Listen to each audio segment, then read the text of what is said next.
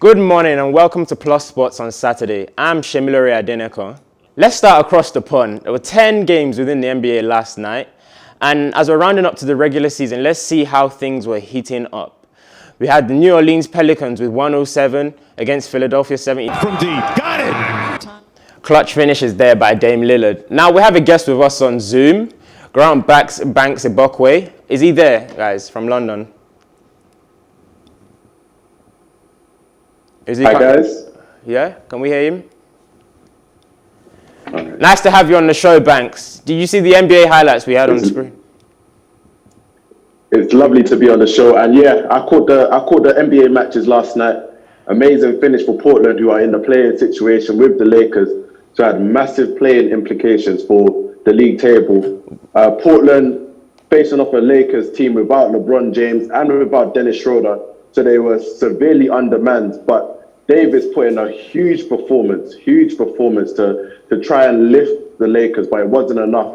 Dame Lillard poured in 37 points in order to take Portland to the victory. Banks, is it time to be scared for the Lakers? Because they're the current champions. They're supposed to come into this season to defend this title. Everyone's talking about how it's going to be them versus the Brooklyn Nets.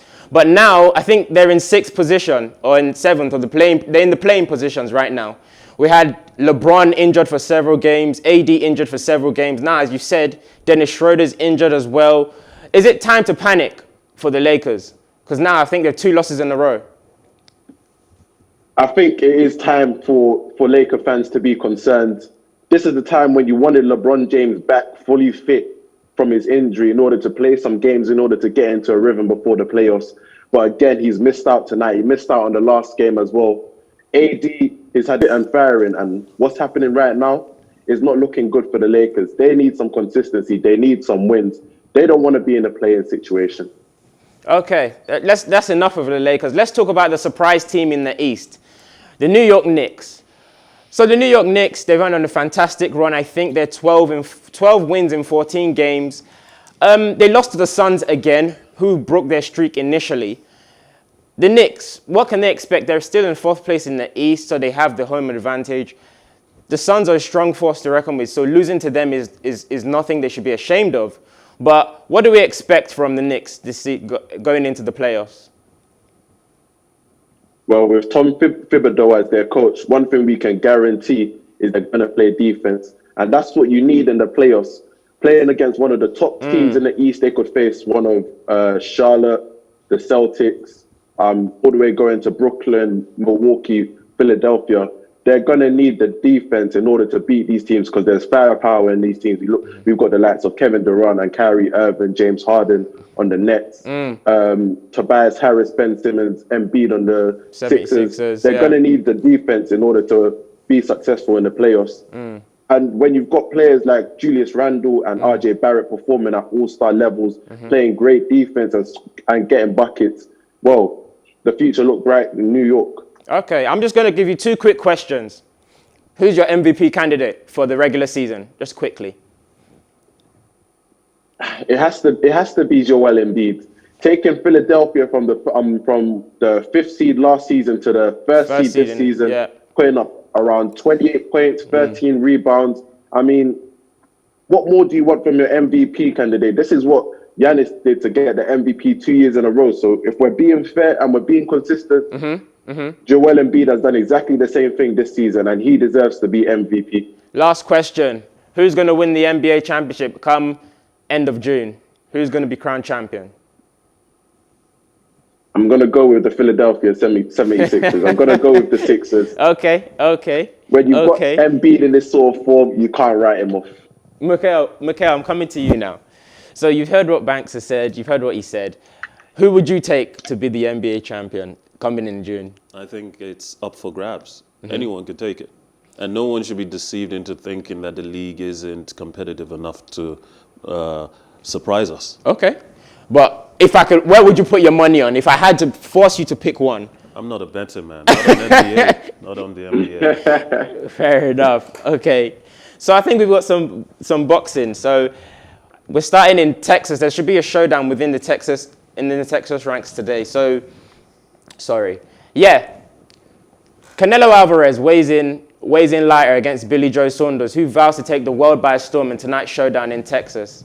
The British WBO champion, Billy Joe Saunders, is yet to suffer a defeat with 30-0 against the two-way world champion, insisting he's supremely confident about defeating Alvarez. We've got the, he weighs in at 167 pounds with the Mexican star coming slightly lighter than the superior 168 pounds. Basically, there's three belts. There are three belts on display tonight, and the winner takes all three. Fifth seed Zverev, who's 24, came back down from 4-2 against the five-time Madrid champion, 6-4, 6-4. Rafael Nadal, who is the five-time six champion, it was his third straight victory, Zverev, against Rafael Nadal. It's definitely one of the biggest wins of his career, Zverev said, and beating Rafael Nadal on clay court is one of the toughest things to do within this sport. Fair play to him. What do you think about that? Nadal getting knocked out. It's become a trend now against this specific player. I'm wondering if his time is maybe coming to an end. I mean, in sports, sometimes you meet an opponent that just has your number. Zverev seems to have it. And Nadal, when he came into the game, simply kept taking on Federer. And Federer kept losing. And now, at his age, he should be looking at retirement very soon. Zverev might be the new champion on the block. No problem. Fair enough. Banks, just want to bring you in some quick tennis. What do you think about Nadal losing on clay? Nadal, we all know Nadal and clay go like a match made in heaven. So for him to be losing on clay, he'd be very disappointed in that.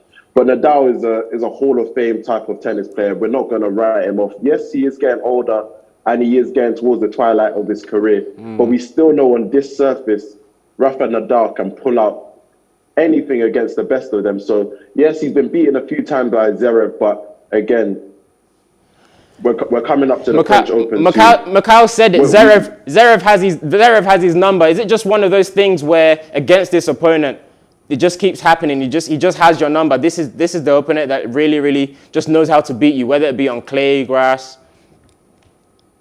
Well, Madrid Open is a big tournament in tennis, but again, we're coming up to the French Open on clay, which is the big clay tournament in the French calendar. And I believe that Rafa Nadal will be looking to get some revenge in his tournament. We know he's won this several times.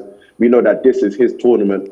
And if Zverev comes up against Nadal in that tournament, I think it may well be a different case. Okay. Heard it there. Mukhal, do you agree with that? Because you more or less said the same thing, more or less. Well, you can't deny. Nadal on clay, he's pretty much untouchable for the last few years.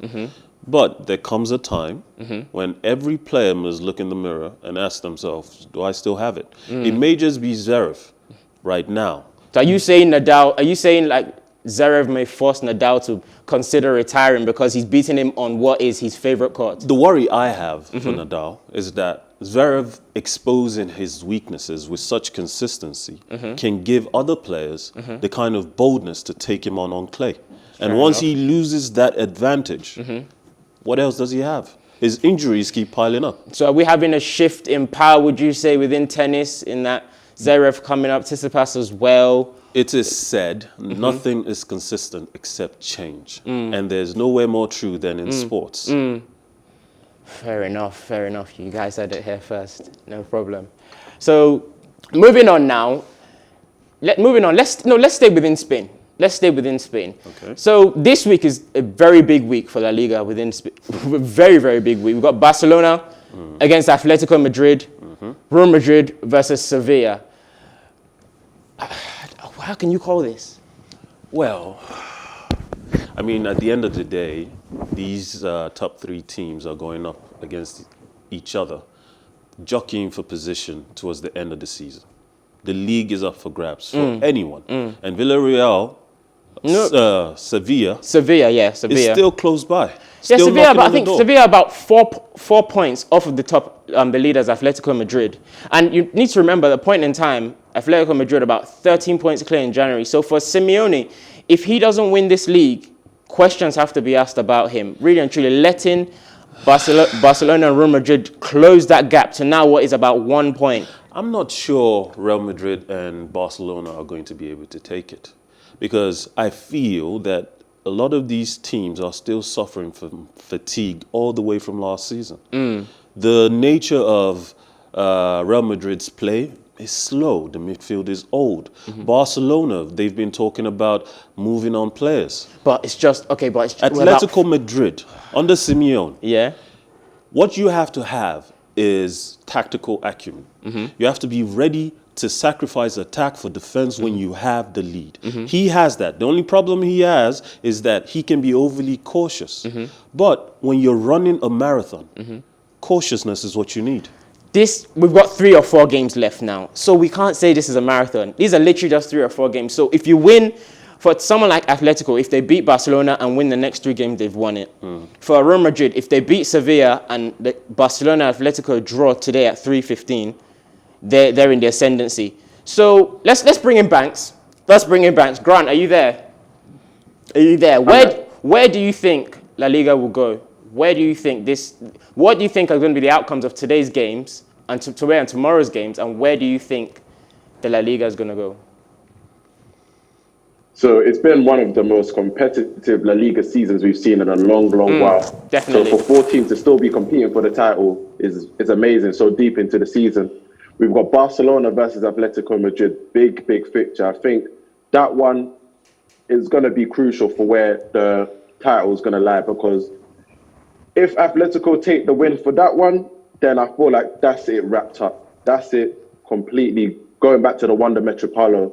So, as you said, Atletico have been dropping points recently, silly points as well. That's allowed Real Madrid, Sevilla, and Barcelona to close the gap to them. But I believe Simeone in these sort of fixtures is going to go tight. He's not going to allow. He'd rather take a 0-0 draw than a 1-0 loss, 100%. He's not going to go for the win unnecessarily, where it could leave them exposed to a loss. So I believe the Barcelona Atletico Madrid game could easily end up in a 0-0. Real Madrid, who are smarting from losing so badly and so sorely to Chelsea in the Champions League midweek, are going to want to put on a reaction against Sevilla. I can't see the likes of Benzema, Ramos, who just came back, Vinicius, who's been in good form, Hazard, who's got something to prove to the Spanish media and to the Real Madrid fans after his disgraceful decision to start laughing and joking at the end of the match where Real Madrid get knocked out of the Champions League. He's got something to prove to the Real Madrid fans. I can't see Real Madrid leaving that match without the 3 points. Fair enough. But so you believe it's Atletico in the driving seat? You believe it's going to go Atletico's title? I believe that if they get the result today, then 100%. But as it was said, Atletico can be overcautious. They can sometimes get the lead and then continue dropping back. But that's their mantra. That's what they've been doing that is them. decade. That's their bread and butter. I possibly can't call it. I'm in favour for Sevilla, but then they lost their last games, which kind of pulled them out of contention. So now they're 4 points or so adrift from leaders, Atletico Madrid. Mukhal, you're saying it's a long horse race, even though it's still 4 games to go, so you can't pick who you'd have it as? Well, I'm going to go with Atletico. Okay. I just feel that the fact that it's just 4 games left means that whoever is in the driving seat right now has all the advantage. The person at the top of the table has all But the you're playing advantage. Barcelona. It doesn't matter. Barcelona. You'd rather be playing Iba or Osasuna than Barcelona. Barcelona are not the Barcelona of 2 seasons ago. They're not the Barcelona of 3 seasons. Barcelona. That's just name recognition. It's just a brand. At the end of the day, this team is just as likely, Barcelona, to score 4-0 against Atletico Madrid as they are to concede 4-0. When it comes to the home straight of the season, you want to have the easiest run possible. Time in football, you want to have the easiest run as possible. Barcelona doesn't make that. Having Barcelona is not the easiest run as possible, no matter what Barcelona are facing. Ask yourself this: who wants it more? That's the main question. And for me, if Atletico Madrid throw this away, no matter how it ends, if they lose or other people, if they throw this away, it doesn't matter. Simeone questions have to be asked because at one point you were 13 points clear. See, those are the standings there on your screen. At one point you were 13 points clear, and now it's narrowed down to 2 points. It's narrowed down to 2 points. So he might be the most successful manager in club's history. Atletico Madrid, in Atletico Madrid's history. Yeah. But that's not saying much considering you were 13 points clear. Throwing that gap away is an abysmal situation. It's been a tough season. Like I said, everyone's suffering from fatigue. We're not going to use COVID, but we're not going to use COVID. But we'll be back after a short break. Where we'll be talking some Champions League, and we have V6 joining us as well on set. So stay tuned, guys.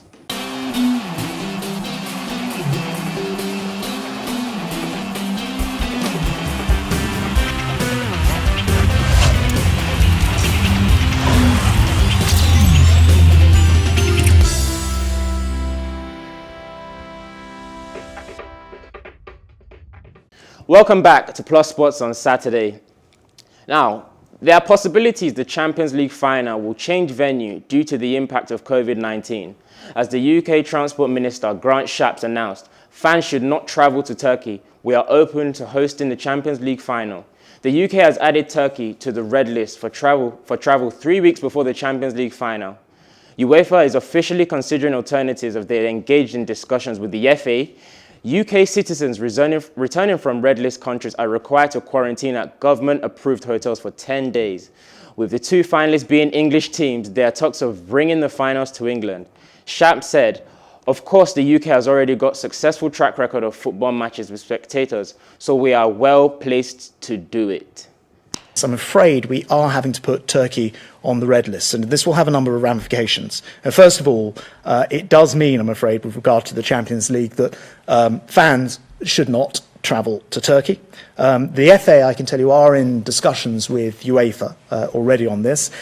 We are very open to hosting the final, but it is ultimately a decision for UEFA. Of course, it's worth mentioning the UK's already got a successful track record of football matches with spectators, so we're well placed to do it. And I have spoken to the Secretary of State for Culture, Media and Sport this afternoon about this. So we're very open to it. It is actually in the end a decision for UEFA to make, but given that there are two English clubs in that final, we look forward to hearing what they have to say. So Grant Shapps there, Transport Secretary. Now, as promised, we're joined in the studio by the very own Victor Godfrey, V6. Nice to have you here this morning. It's a pleasure to be here. Sorry, I came a bit late. It's okay. It's okay. You know how traffic is. I know it. Mukhal, let's start with you. So you've seen Grant Shapps there. They want to move the Champions League final in what would have been Istanbul. They want to move it to England because the two English teams are in the final. What do you think about that? It's beneficial. Honestly, everyone's been talking about this for the last couple of weeks. As soon as it was confirmed, even I think I saw Rio Ferdinand speak on it. Everyone's willing. Everyone wants this, and it should just happen. Okay. Victor, you already grimaces there from me because you're in disagreement already. The reality of the matter is this, right? If it's all about safety, right? If it's for safety protocols and all that whole stuff, I can agree. Let's move it, but let's not move it to the UK, right? Let's go somewhere else. There are other countries that are safe to host the Champions League final. In my opinion, I get it because we have two English clubs teams, in the final. And don't forget, England just wants to be in the spotlight with football. There's so much excitement. The Euros are coming. There's so much about bring football home and all that whole stuff. I get that excitement, but minus the fact that they have the most prestigious, so to speak, and most exciting and popular football league in the world, which is the Premier League. I mean, if they can still host it, maybe with safety measures, host it in Istanbul. The last time we had a very exciting final in Istanbul was the 2005 Champions League final. That was awesome. Yeah. So I think if it's been set in stone to be there, no problem. But if it's for safety reasons, I don't mind it going to another country, not necessarily England. For me, this seems very, very orchestrated because a couple of days prior to this announcement, putting Turkey on the red list, Aston Villa went to UEFA and said, we're putting up the Villa Park for UEFA Champions League final. So a couple of days out, and UK government, it benefits them. And a couple of days after, you've now put Turkey on the red list. Let's go to our Zoom guest. Grant, Banks, are you there? I'm there. Yes. What do you think about playing this Champions League final in England, whether it be Wembley, whether it be Old Trafford? What do you think about it? Well, as it was said by V6, if it's about safety protocols, you can understand because it's two English clubs. You don't want them to have to travel to play the final. Obviously, Istanbul's on the red list, but it does kind of subdue the significance of the occasion. Again, you've got two English clubs in the final. You want them to kind of travel somewhere neutral, somewhere, a different country where they can play this final, and you can say, oh, remember that night in Munich, or remember that night in Paris. You kind of, when you're with that, when you have that Champions League final, you don't want to say, oh, that night in Villa Park or that night. It doesn't have the same ring, does it? There you it go. Doesn't have the same ring, I'm going to go to quickly Mukhal because he's in disagreement. He's of the premise that for safety measures, I don't even care about safety. You don't care about safety measures. You just want it to be in England. You just want it to be in England. Let's ask ourselves, who benefits the most from it being in England? The fans. The fans. But if it comes to England, if they put it in Wembley, there's a good chance protocols can be put in place to allow some fans in there. So are you telling me that Turkey doesn't have the infrastructure to have those same protocols in place? Yeah. And even said the fans, don't forget that, like I said, they have the most popular football league in the world. Meaning here in Nigeria and Africa, we have many fans who support these clubs. Yeah. Even in the studio, there's a few guys behind the scenes, exactly. So it doesn't benefit us per se because it's not good. I mean, maybe one of you might actually go, but majority of Nigerians don't go to Wembley to watch the Champions League final. But then Wembley is closer than Istanbul to us. I understand what you're saying. I understand what you're saying, but in fact, this is fitting because UEFA has now shown everyone that, and all the top clubs have shown everyone it's about money. Moving it from Istanbul to Wembley, they lose money. Okay, I want to say something. In the last few years, there's been a lot of disrespect to the Premier League from UEFA. Yeah. The notion that the English game just doesn't rise to the level of the German or the Spanish. But we see now England have been dominating for the last 3 seasons. But it happens, it's actually seasonal as well. It's seasonal. I know, I understand that. Exactly. I understand that. But we are living in unprecedented times. And if, at the very least, you bring this to England, you are potentially making up for all that nonsense they've been saying for years. Okay, so let's get some straight. So a notion about the performance of an English football club or English football team should not determine the We're talking location. about the performance of the league. This is the most competitive league in the world. At the moment, yes. I have always felt that. No, for the last 10 years. Can we just agree that, for instance, there have been errors? Like in the 90s, many people grew up in the 90s, was Serie A. We all know that. Yeah, Banks wanted to say something quickly. Sorry, go on, just quickly. We say that the Premier League's the most competitive. Well, Manchester City is running away with our one. In France, there's a 3 or 4 team race for the Ligue 1 title. In Spain, there's a 4-team race for the La Liga title. I mean, we talk about the most competitive. I think we have the strongest teams, yes, but in terms of most competitive, there's a question to be asked whether don't you think our league is turning into monopoly. But don't you think that the very fact that at the beginning of this season, everybody else was called up for a possible chance to win the Premier League? Liverpool, Chelsea, competitive teams that were considered would go all the way. Man United somehow is in second, even though Tottenham was top of the league at a certain... That was after a month. So here's the thing, right? I'll play devil's advocate for a minute for just you. Sure. Now, here's how it works. There are certain seasons whereby you have that competition in the Premier League. Yeah. If you're going to talk about the French league and the German league, let's be honest, even the Spanish league, actually be honest, in the last 5 to 6 years, one team most likely dominates it, and then you have 2 teams going for exactly. So this is like a one-off this season in terms of having Lille and PSG and everybody fighting for the league. Exactly. Now, let's bring it back to the Premier League. Yes, in terms of competition, it is high up there. Reason being, it seemed like Leicester winning the Premier League in the era of the billionaires and the takeovers and all that also was massive. Even this season, they've done well for themselves. West Ham, I mean, Aston Villa fighting for relegation last season, trying for places in Europe. Arsenal, with all their prestige and everything. We didn't need to go there. I know, I'm sorry about that. Arsenal, they're no longer there. So my point is, I agree with you, it's the most watched league in the world, and we're talking about it right now. This is what we're talking about right now, not even the Champions League anymore. Yeah, we have 2 teams for the first, well, not the first time, but in consecutive First time in 3 years. in a short space of time. Yeah. So is that coming back now? Like I said, in the 90s, it was the Serie A. You had the best players from both from Africa and South America and even in Europe at the time. It was fantastic. It's just how it has evolved. What they have done is just brand the Premier League to a point whereby it is. We talk about it. People don't really have anything to talk about with other leagues.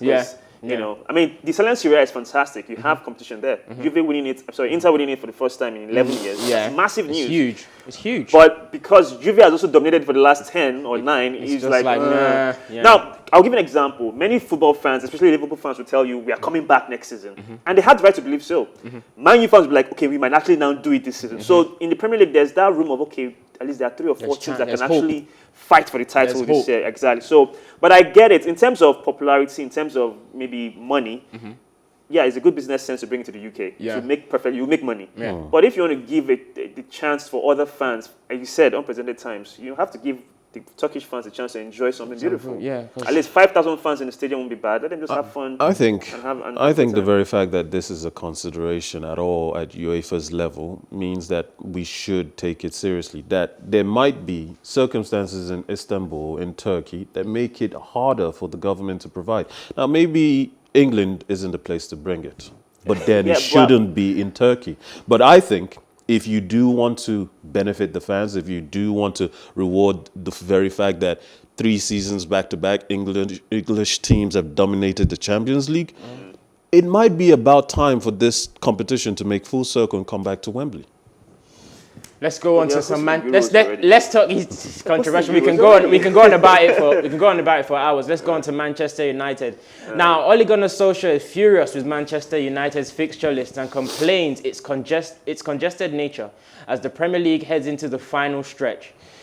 The postponement of Manchester United's clash with Liverpool last weekend after the fans' protest at Old Trafford has led to a rearrangement match for next Thursday, which means Man United play 3 games in 5 days. Banks, Man United fan. In that schedule before, not in the modern day football. I've looked through and I know that Man United in 91-92 had a very, very similar run-in. And you can see how the results deteriorate. So for me, we've been dealt a very bad hand by people who sit behind the desk in the suits, who've never played football and understand what this is about. 3 games in 5 days, very, very, very difficult, almost impossible. And 4 games in 8 is impossible. So, but you know, I think you all know me. I hope you do anyway. We'll take the challenge head on.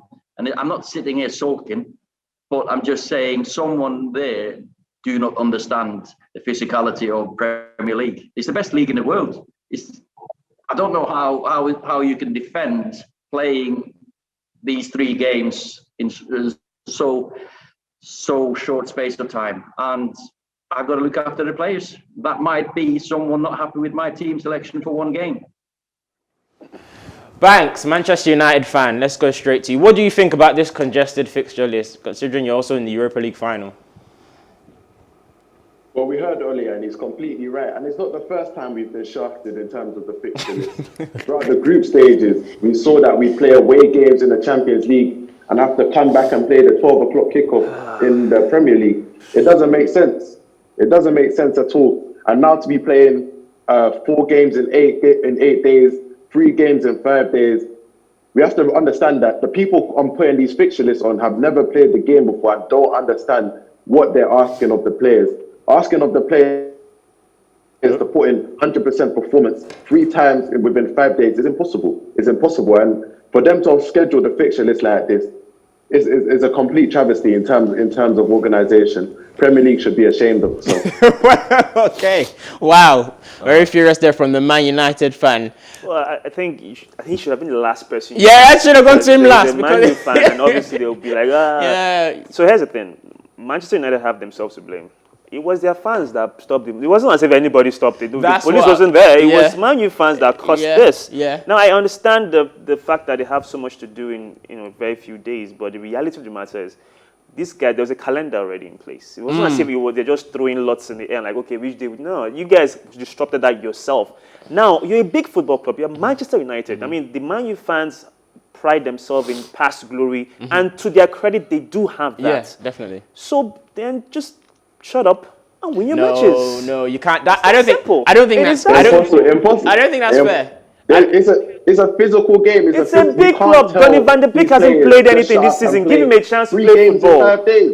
Give Donny van de Beek a chance to play. Let him play 2 matches. He hasn't played all season. There are many players, fringe players, and United. Give them. You guys like academy, Abi, youth players. Oh, yeah, give them a chance to play now. What is all the whole issue for? I don't see any issue for that. Right, 1 second. Mukhal, I was going to say, because we've got the Olympics and we've also got the Euros, should Man United and Oli have that in consideration? Because we need to finish this league as soon as possible. Like you said previously, it's unprecedented times. So what do you think about Oli's complaints and as well Grant's complaints to join him? I mean, this is why you're a big club. Boy. This is why you build a squad that is as big, as massive as Man United have. This is why any team in the top 4 and the top 6 strives to compete in Europe, because you know the benefit outweighs the risk. You build for this. You build yourself up in summer for this. They do have academy players. They do have players who haven't played. Exactly. You bought Van der Beek for 40 million. He hasn't played a consistent stretch of games. Not once. And you're complaining? Managers always complain. That's just their job. Is Van der Beek going to play right back? Is he going to play centre back? Is he going to play left back? mean, So here's the thing. You're a Man U fan. We can actually go into the depth of that There's only so many players squad. to go around for 3 games in 5 days. That's all I'm saying. There's only so many players to go around for 3 games in 5 days. Eventually, the performance level is going to drop off, undoubtedly, because you can't tell these players, go out there, the strain it put 90 minutes puts on the body, go out there and do that 3 times with minimal rest. Impossible. Impossible. So, yes, you should have a big squad. You should have a big squad that you can rotate. But this is unmanageable. It's unmanageable. Okay. Again, I'll ask who were the people that did the protest. If it was Liverpool fans, then I'll have an issue. It was United fans. 100%. It was United fans, and it was an important protest. And I don't think United fans will take it back in terms of, should we have not done this protest? They still say we should do this protest because it's for a bigger cause. But at the same time, bigger cause for the club, not can for work with the us Premier in order League. to get a better solution. But the protest was for Manchester United, not for the fixture schedule or the list or anything like that. It was just for United. So if you say bigger cause, it's just for the club and the fans being unhappy with the owners. However, that action has caused this issue you're having now when you have this fixture congestion. My own opinion is this. You have a massive squad, though. You have 3 goalkeepers. In every position, you have about 2 players. So you should be able to rotate the squad. That's why your manager is paid. Exactly. And hey, kudos to you guys. And final of a major competition. So this should not even distract you. At the they're second already. At Already the very second. least, I don't know you what carry the Europa. You win. You get to go to Champions League. Either way, you know. What happens if one of our big players gets an injury during the stretch? That's an if. That is an if. We don't know. So far, so good. I'm going to interject and stop letting our panel bully our Zoom guests. You are. I'm a Man U fan. It's 2 versus 1 right now. It's 2 versus 1 right now, and he's just voicing. This is therapy for him. He's just voicing his opinion. Anyway, you guys are 4 points clear also of Leicester. Let's go into Leicester's matches. So last night, Premier League clash. It was a Premier League clash. Who saw the host Leicester lose 4-2 to Newcastle? The Magpies went 4-0 up before a late consolation goes by Marco Brighton and our very own senior man, Kelechi Iheanacho. This loss leaves the Foxes in third place, 4 points behind Manchester United and 2 points above Chelsea, and the Blues have a game in hand. I am just going to say, as a Chelsea... Concentration. And that was the biggest factor. It's a period of the season where, especially when you're challenging and games are going to be tight, there's a lot to play for. You have to be, one of the biggest things, you've got to be super concentrated. And I think if you look at some of the goals we gave away this evening, especially the first one, they're poor goals. So yeah, we didn't defend well at all in those moments. Credit to the players, they kept going. You know, normally you get to that stage in the game, you can see some teams that will sink, but the players, they kept fighting, they kept running, they kept working. we scored 2 goals. We actually could have had 4 or 5 goals ourselves on the even. Their keepers made some great saves. But if you defend like that, especially in a really, really important period, and then you're going to struggle to win games in the Premier League. They certainly have more resilience. I think we've seen that over the course of the season. But I repeat what I've always said. You know, we have to fight for everything. We're so close to where it is we want to be. We're in a great position still. Tonight's a disappointment, of course, and for everyone.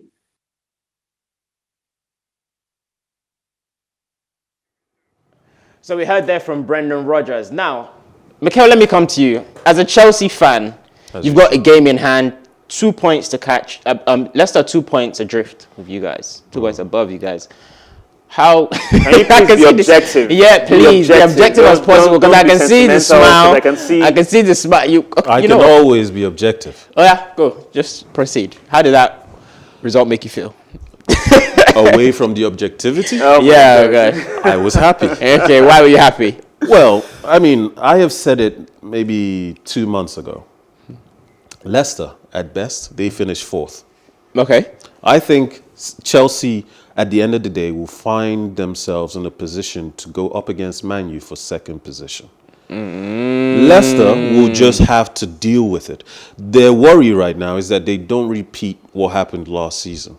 I hope, for our sake, for the sake of football, for the sake of the Champions League, that Leicester makes it all the way in. They've deserved it. They've worked hard. But we saw how, when they won the league, we saw how they performed last season and the next season in the Champions League, which was... They qualified from the group stages. That wasn't bad. That was their first time in the Champions League as a whole. Give Fair enough, I'll give them credit. And right now, they are playing under a manager that is way more experienced than he was when he was at Liverpool. This team is way more experienced than it was when he won the Premier League. The composition of the team has evolved a bit. And now there's more hunger to do what they've not done before. Winning the Premier League was a surprise. But if they go on to win it again, they will be happy. But it won't be something they've never done before. Now, the objective is to go into the Champions League and play well. And, you know, earn some money in the process. Let's quickly go to our Zoom guest before we come to you, Victor. Grant, yesterday's result, 4-2, Newcastle at the King Power. I know no one expected it. How did it happen, firstly? Well, Brendan Rodgers mentioned it in his post-match conference. Shocking defending for all 4 goals. All 4 goals were completely avoidable. And when you're trying to go for a Champions League spot and you're defending like that, you want to play in the Champions League with that sort of defense, it's going to be very difficult for you to qualify. Both Sionku had a horrible first half, was getting dragged all over the place by Callum Wilson up front for Newcastle. But Fana, who's been great this season, made a couple of mistakes. And also Castagna at the back as well made a mistake for one of the goals. So again, you're defending like that, it's going to be very hard for you to win football matches. Fair enough. Fair enough. V6, we're going to come to you quickly. We have to speak about Senior Man. They lost, but he got on the score sheet, and that's what we want to see. Okay, so now I understand the excitement Nigerian football fans or football has about Kelechi Iheanacho. The prospects is shown, or promise is shown since on the 17 days, and of course at Man City. And of course, it didn't work out for him the first few seasons at Leicester, but now he's coming to his own. I love Kelechi Iheanacho, but I have this disposition of everybody just calm down.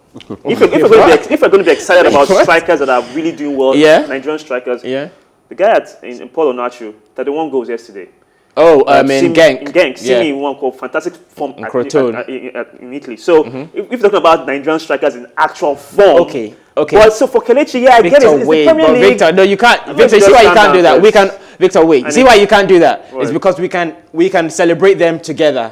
We can celebrate them together. See, I want to have a Nigerian striker have that legendary status of a Didier Drogba or Samuel Eto'o that has scored like 35 goals over 4 seasons consistently. We've not had that. I mean, the last person that came close to that was Yakubu Ayegbenni, but he never really made that 15 goals. Yeah, exactly. 15, so 17 goals. I want us to have that. So if Kelechi might be that guy, like we've all dubbed him now, the senior man, I'll be happy. But for now, in fact, he started even late. Yeah, he started half of the season. Yeah. Can he do this for 1 full season? We'll see next season. But I feel like right now, we should celebrate him because it's not just the amount of goals he's scoring, it's the quality of goals he's scoring as well. Outside of the box, goals are plentiful so far. But he has had that potential ever since. He has, but we've never seen it. There's one thing having potential and being able to execute. And like you said, special shout out to Paul over there in Genk, Paul Onachu, and Simi Wanko as well. But do you think it is even possible for him to attain a 30-goal season if he's not playing as the main striker at Leicester? He will be now. I think if you want to break it down in terms of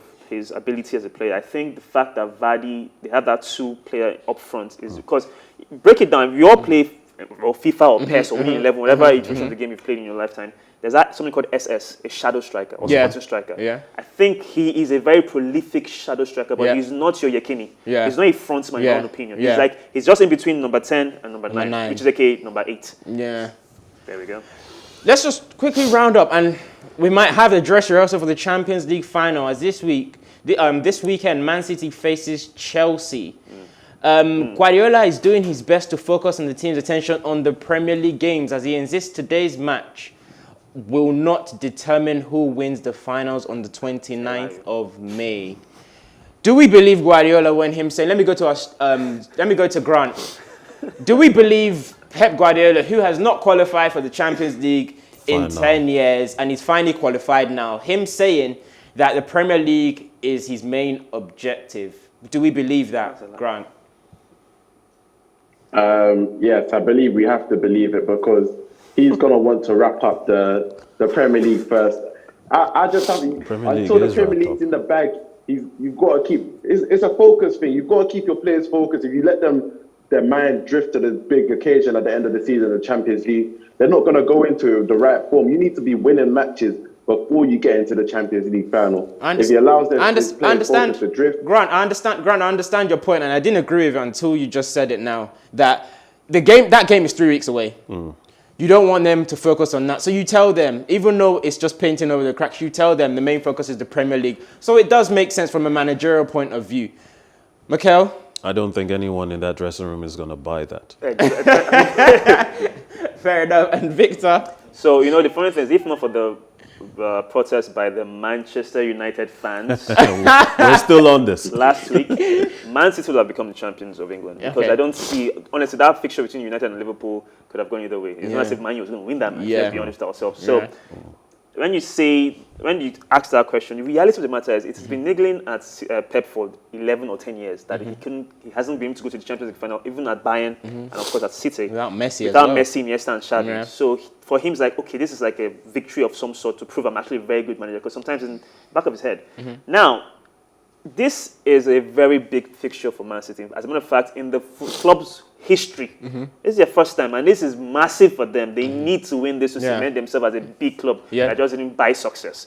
So the Premier League, for me, there's no way Manchester United, I mean, with all due respect to Man U fans, you are not winning the league this year. That's not going to happen. I'm not sure they will ever shake the opinion that they are buying success, even if they win the Champions League, which I don't personally think they will do. I don't think so as well. In 2012, before 2012, Chelsea carried that tag for years and years, that they were trying to buy it and they couldn't get it. And then it happened at the most unexpected time. So people let them have it. That these people didn't buy it. But here's the thing. Let's talk about Chelsea. Victor, I just want to quickly interject because we're running out of time, guys. I'll just quick fire.